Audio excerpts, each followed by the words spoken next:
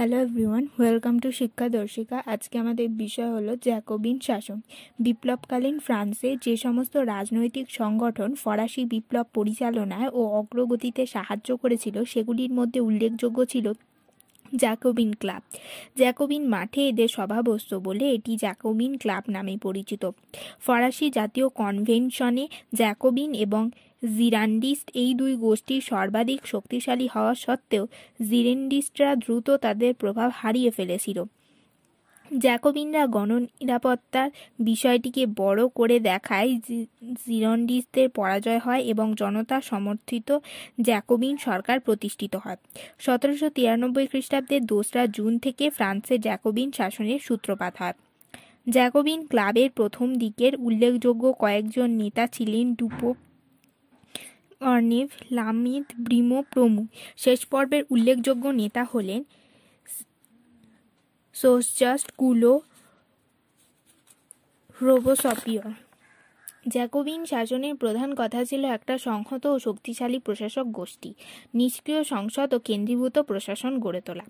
আভ্যন্তরীণ সংসদ ও কেন্দ্রীভূত প্রশাসন গড়ে তোলা। আভ্যন্তরীণ, অন্তর্গত ও বিদেশি আক্রমণ থেকে দেশকে রক্ষার জন্য জ্যাকোবিন শাসন প্রবর্তিত হয়েছিল। জ্যাকোবিন শাসনের কর্মসূচি ছিল উগ্র, সংগঠন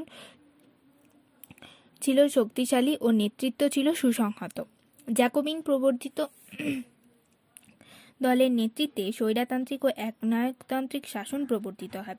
প্রবল ভীতি ও সন্ত্রাসের মাধ্যমে এই বিপ্লবী সরকার ফ্রান্সের যে শাসন জারি রাখে তা ইতিহাসের সন্ত্রাসের শাসন, রিজিয়ন অফ টিরর নামে পরিচিত। সন্ত্রাসের রাজত্বের প্রাণপুরুষ ছিলেন রুশোর মন্ত্রশিষ্য রোবোসপিয়র।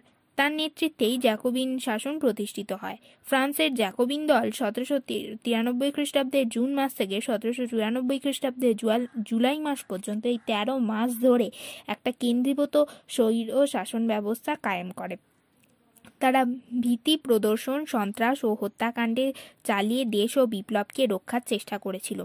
এ কারণে জ্যাকোবিনদের উক্ত 13 মাসের শাসনকালে ফ্রান্স এই ইতিহাসে সন্ত্রাসের রাজত্ব নামে পরিচিত। মূলত 3টি যন্ত্র বা মাধ্যমের সাহায্যে জ্যাকোবিন শাসন কাজ করত, যথা গণনিরাপত্তা কমিটি, বিপ্লবী আদালত ও গিলোটিন। সন্ত্রাসের রাজত্বকালে জ্যাকোবিন দল মজুতদারি, কালোবাজারির বিরুদ্ধে কঠোর ব্যবস্থা গ্রহণ করে।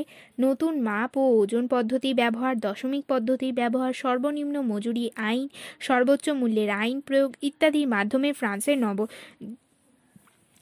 জীবনের সূচনা করে। এছাড়া এ সময় অবৈতনিক, ধর্মনিরপেক্ষ ও সর্বজনীন প্রাথমিক শিক্ষা প্রবর্তিত হয়। দাসপ্রথার উচ্ছেদ করা হয়। সন্দেহভাজন ব্যক্তিদের বিচারের জন্য গঠিত হয় বিপ্লবী বিচারালয়। সন্দেহভাজন ব্যক্তিদের গিলোটিনে হত্যা করা হয়। মাদাম রোলা, বিসো, বার্নে প্রমুখ জিরোন্ডিন নেতারা সন্ত্রাসের বলি হন।